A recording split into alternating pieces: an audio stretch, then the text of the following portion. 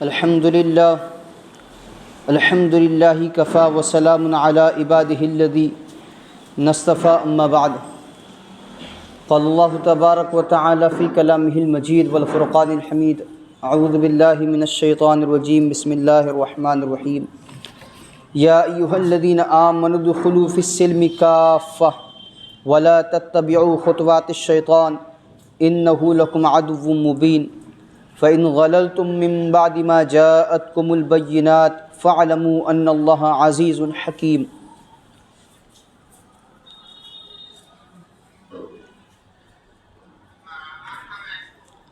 عن أبي موسى قال كان رسول الله صلى الله تعالى عليه وسلم إذا بعث أحدا من أصحابه في بعض أمره قال بشروا ولا تنفروا وَيَسِّرُوا وَلَا تُعَسِّرُوا.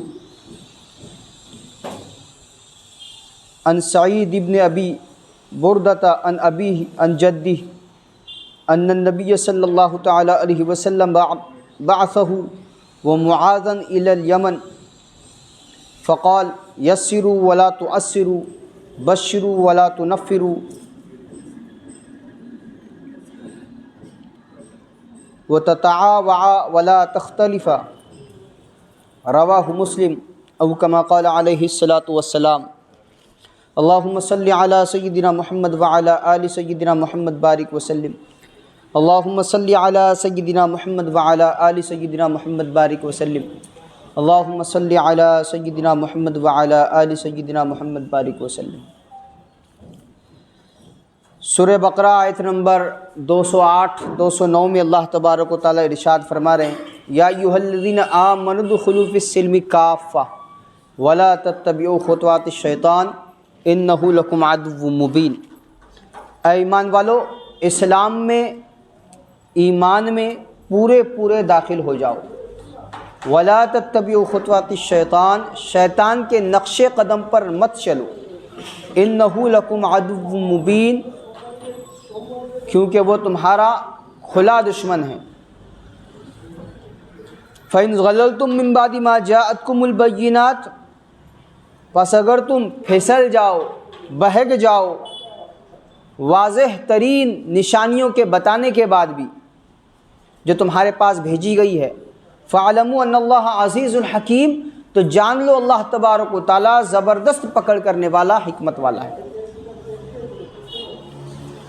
ایمان والوں سے مطالبہ کیا جا رہا ہے کہ وہ اسلام میں، ایمان میں پورے داخل ہو جائیں، آدھے تیتر آدھے بٹر بن کر نہ رہیں. دو رنگی چھوڑ دے، ایک رنگ ہو جا، سراسر موم ہو جا یا سنگ ہو جا. مسلمان کی آمد کا مقصد بندگان خدا کو خدا کی پہچان کرانا ہے، دنیا میں بسنے والے انسانوں میں امن و امان قائم رکھنا ہے، عدل و انصاف کی راہیں انہیں بتانی ہے. اور یہ سب کچھ ہوگا جب ایمان والا خود اسلام پر، ایمان پر کھرا اترے گا. حضرت ابو بردہ رضی اللہ تعالیٰ عنہ، حضرت ابو موسیٰ رضی اللہ تعالیٰ عنہ سے روایت فرما رہے ہیں کہ جب کبھی اللہ کے نبی صلی اللہ تعالیٰ علیہ وسلم اپنے صحابہ میں سے کسی کو کسی کام کے لیے بھیجتے، کسی ملک بھیجتے، کسی علاقے میں بھیجتے، قال تو ارشاد فرماتے بشروا ولا تنفروا، خوشخبریاں پھیلاؤ، نفرتیں پیدا مت کرنا. یسروا ولا تعسروا، آسانیاں بانٹنا، آسانیاں پیدا کرنا، دشواریاں کھڑی مت کرنا. حضرت سعید بن ابی بردہ اپنے والد سے اللہ کے نبی صلی اللہ تعالی علیہ وسلم کی جانب سے یہ ارشاد نقل کرتے ہیں کہ جب وہ خود یمن بھیجے گئے حضرت معاذ رضی اللہ تعالیٰ عنہ کے ساتھ، تو اللہ کے نبی صلی اللہ تعالی علیہ وسلم نے ان سے ارشاد فرمایا یسروا ولا تعسروا بشروا ولا تنفروا، آسانیاں بکھیرنا، تنگیاں پیدا مت کرنا، خوشخبریاں سنانا، نفرتیں پیدا مت کرنا. مسلم شریف کی یہ روایت ہے۔ تو ایمان والا ایک مسلمان دنیا جہان میں آسانیاں پیدا کرنے کے لیے پیدا ہوا ہے، وہ لوگوں کے لیے مشکلیں کھڑی نہیں کرتا، وہ لوگوں کو خوشخبریاں سناتا ہے، وہ نفرتیں پیدا نہیں کرتا۔ یہ ایمان والے کا شیوا ہی نہیں کہ اس کی ذات سے کوئی تکلیف میں آ جائے، کوئی تنگی میں آ جائے، کوئی مشکل میں آ جائے، وہ تو لوگوں کو مشکل سے نکالنے کا کام کرتا ہے۔ ہم کیا تھے اور اللہ کے نبی صلی اللہ تعالی علیہ وسلم کی آمد سے ہم کیا ہوئے، اس کا نقشہ کھینچا ہے حضرت جعفر رضی اللہ تعالیٰ عنہ نے۔ جب وہ نجاشی بادشاہ کے دربار میں تھے، آپ نے فرمایا ہم لوگ جاہل تھے، بتوں کو پوجتے تھے، مردار کھاتے تھے، بے حیائی کا کام کرتے تھے، رشتے ناتوں کو توڑتے تھے، پڑوسی سے برا سلوک کرتے تھے، ہمارا طاقتور کمزور کو کھا جاتا تھا۔ ہم اس حال میں تھے کہ اللہ تبارک و تعالیٰ نے ہم میں سے ایک آدمی کو رسول بنا کر بھیجا، ہمارے پاس بھیجا، جس کے حسب نسب کو، سچائی اور امانت داری کو، اس کی پاک دامنی کو ہم پہلے سے جانتے تھے۔ انہوں نے ہمیں اللہ عز و جل کی طرف بلایا کہ ہم اسے ایک خدا سمجھ کر اللہ وحدہ لا شریک لہ کی ہم عبادت کریں۔ ہم اپنے باپ دادا اور ان کے علاوہ جن لوگوں کو وہ پوجتے تھے، جن پتھروں کو، جن بتوں کو وہ پوجا کرتے تھے، انہیں ہم چھوڑ دیں، اور انہوں نے ہمیں سچ بولنے، امانت ادا کرنے، صلہ رحمی کرنے، پڑوسی سے اچھا سلوک کرنے، حرام کاموں اور ناحق خون بہانے سے رک جانے کا حکم دیا، اور ہمیں بے حیائی کے کاموں، جھوٹی گواہی دینے، یتیم کا مال کھانے اور پاک دامن عورت پر تہمت لگانے سے روکا، اور ہمیں اس بات کا حکم دیا کہ ہم اللہ کی عبادت کریں اور اس کے ساتھ کسی چیز کو شریک نہ کریں، شریک نہ ٹھہرائیں، نماز قائم کریں، زکوٰۃ ادا کریں۔ اور اس طرح حضرت جعفر نے دین کے اور احکامات کا ذکر کیا۔ تو یہ مسلمان کا کام ہے، ان کاموں کو اس کو کرنا ہے، اور جن چیزوں سے اس کو منع کیا گیا ہے، رکایا گیا ہے، اس سے بچا کر اسے اپنی پوری زندگی گزارنی ہے۔ اس لیے یہ مسلمان دنیا میں بھیجا گیا۔ ایک غیر معروف صحابی ہے حضرت ربیع ابن عامر رضی اللہ تعالیٰ عنہ، رستم کے دربار میں پہنچے تو اس نے پوچھا کون ہو، کیوں آئے ہو؟ تو ان کا جو جواب تھا، جو انہوں نے نمائندگی کی اسلام کی اور اسلام کے ماننے والوں کی، حضرت ربیع ابن عامر رضی اللہ تعالیٰ عنہ نے فرمایا اللہم ابتعثنا لنخرج من شاء من عبادت العباد الى عبادت اللہ وحدہ۔ ہم خود نہیں آئے ہیں، ہم کو اللہ نے بھیجا ہے۔ کیوں بھیجا ہے؟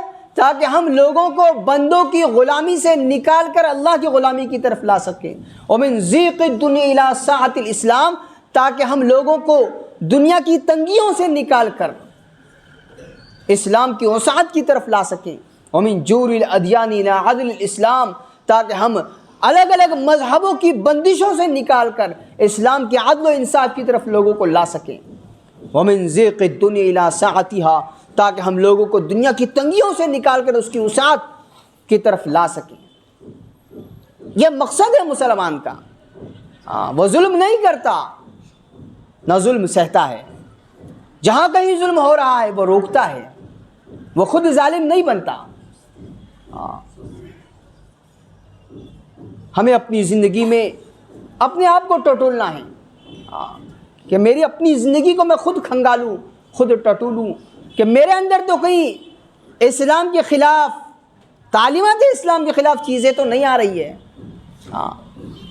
غیر محسوس طریقے سے کہیں میں ظالم تو نہیں بن رہا ہوں، کسی کا حق تو نہیں دبا رہا ہوں، کسی پر میری ذات سے ظلم تو نہیں ہو رہا ہے، کوئی دبا تو نہیں جا رہا ہے، کوئی کمزور ایسا تو نہیں ہے کہ میری طاقت کی وجہ سے مرعوب ہو کر، دب کر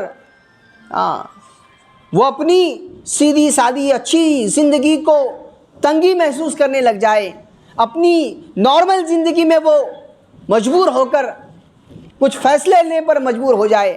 ایسا تو نہیں ہے۔ ایک مسلمان کو ہر آن اپنی زندگی پر نظر رکھنی ہے، کیونکہ اس کے بعثت کا مقصد ہی دنیا سے ظلم کو ختم کرنا ہے، امن و امان کی فضا کو ہموار کرنا ہے۔ یہ بھیجا ہی گیا اس لیے ہے تاکہ دنیا جہان میں بسنے والے انسان امن و شانتی کا گہوارہ بن سکیں اور بہت زیادہ انصاف پرور زندگی گزار سکے، یہ موجود ہو۔ سیدنا ابو بکر صدیق رضی اللہ تعالیٰ عنہ کا وہ جملہ ہمیں ہمیشہ یاد رکھنا چاہیے، اَيُنْقَصُ فِي الدِّينِ وَأَنَا حَيٌّ، دین میں کوئی کمی آئے، اسلام اور ایمان کے خلاف کوئی کام ہو، دنیا جہان میں کہیں بھی ہو اور میں زندہ رہوں، یہ کیسے ہو سکتا ہے؟ جب خود میری زندگی میں اگر یہ ہوگا تو کیا ہوگا پھر؟ چو کفر بر کعبہ بر خیزت چے مالد مسلمانی، کہ جب ایمان والے اسلام والے ہی اسلام کے خلاف کرنے لے جائیں گے تو پھر کہاں اسلام ڈھونڈنے کو ملے گا، کہاں ایمانی چیزیں ڈھونڈنے کو ملے گی؟ تو سب سے پہلے مسلمان کو ایمان والا بننا ہے، اسلام والا بننا ہے، تعلیمات سے اپنی زندگی کو سجانا ہے۔ جب یہ سجا سورا اسلام سے کی تعلیمات سے مزین مسلمان باہر نکلے گا، لوگ اس کو دیکھ کر مسلمان بنیں گے، اس کے اخلاق کو دیکھ کر، اس کے رویے کو دیکھ کے، اس کے چال چلن کو دیکھ کر، اس کے لوگوں کے ساتھ لین دین کو دیکھ کر، لوگوں کے ساتھ اس کے معاملات کو دیکھ کر لوگ متاثر ہوں گے، ایمان میں آنے کے ان کو راستے ملیں گے، اور وہ یہ یقین کیے بغیر نہیں رہیں گے کہ یہ ہے اسلام، یہ ہے مسلمان۔ امام محمد رحمۃ اللہ علیہ کے چہرے کو، بیٹھے ہوئے چہرے کو دیکھ کر ایک یہودی ایمان قبول کر رہا ہے اور کہہ رہا ہے ھذا محمدکم الاصغر فما محمدکم الاکبر، تمہارے چھوٹے محمد ایسے تو بڑے محمد کیسے ہوں گے؟